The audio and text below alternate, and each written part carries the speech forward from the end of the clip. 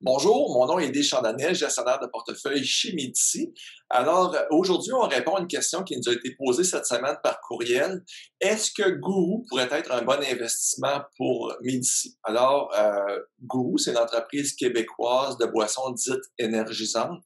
L'entreprise a fait son entrée en bourse récemment et dans le secteur des boissons, la catégorie des boissons dites énergisantes est une catégorie en croissance. Gourou a réussi à atteindre la troisième place au niveau des parts de marché au Québec avec 13 des parts de marché. L'entreprise vise à conquérir le Canada et les États-Unis avec les liquidités qui vont avoir été dégagées par son entrée en bourse et le capital qui a été levé.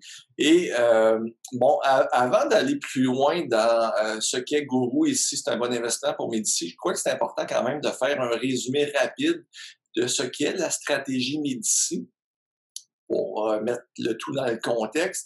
Alors, chez Médici, on cherche à identifier des entreprises qui ont une rentabilité supérieure, qui seraient soutenues par un modèle d'affaires démontrant des avantages concurrentiels durables. Ensuite, on veut que ces entreprises-là soient dirigées par des dirigeants qui ont à cœur l'intérêt des actionnaires. On croit qu'il s'agit de la meilleure façon de générer des rendements supérieurs tout en minimisant les risques. Puis les rendements qu'on a obtenus par le passé l'ont toujours été en cherchant à minimiser les risques plutôt qu'en prenant des risques additionnels. Donc, c'est dans ce contexte-là qu'on évalue Gourou.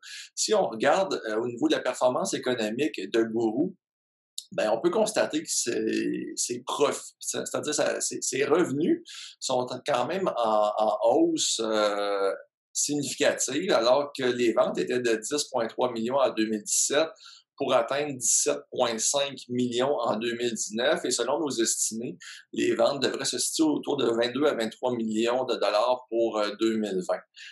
Au niveau des liquidités générées par les activités, les cash flows, on constate que c'est marginal. Il y a eu une légère perte à ce niveau-là en 2017, 1,1 de cash flow généré en 2019, et pour 2020, il semblerait que ça s'enligne pour être négatif. Alors, rentabilité qui est quand même marginale, ou pas du tout en fait.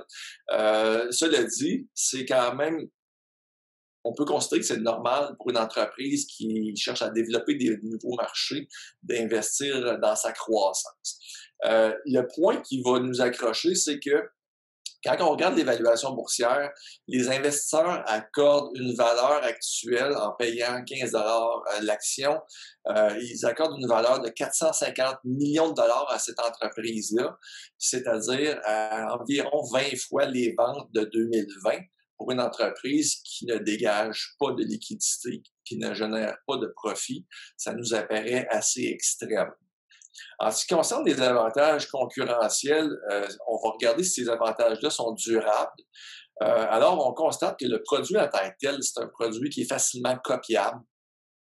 Au niveau du positionnement, parce que c'est des produits qui doivent être positionnés. Donc, on met énormément de budget en marketing pour créer une image. Et cette image-là, ben, c'est avec un coût de budget énorme. Puis on le voit avec Red Bull. Red Bull qui participe à toutes sortes d'événements, ça prend énormément de budget marketing. Ça prend un bon réseau de distribution. Un bon réseau de distribution, ben, le volume va faire en sorte que le réseau va devenir plus efficient, va coûter moins cher de distribuer le produit avec un volume énorme. Ce que Red Bull et Monster. L'espace tablette, mais c'est la même chose. Là. Le pouvoir de négociation va être beaucoup plus grand si tu es un joueur dominant dans cette industrie-là. Je dois mentionner que le tableau, là, les chiffres que vous voyez à l'écran pour Red Bull, Monster, tout ça, c'est des parts de marché pour le marché américain. Donc, on constate que ce sera très difficile à Gourou de percer ce marché-là, alors qu'il y a déjà des joueurs qui sont énormes et qui dominent le marché. Tout ça combiné avec une évaluation qui nous semble exagérée actuellement va faire que pour Médici, on va passer. on doit quand même lever notre chapeau aux dirigeants de cette entreprise québécoise-là qui ont réussi à se tailler une place au Québec parmi tous ces gros joueurs. En ce qui nous concerne, c'est pas un investissement qui remplit les critères de Médicis et pour nous, ce serait de prendre des risques additionnels d'investir dans cette entreprise-là, ce qu'on veut jamais faire. Donc, on passe, mais encore une fois, chapeau aux dirigeants.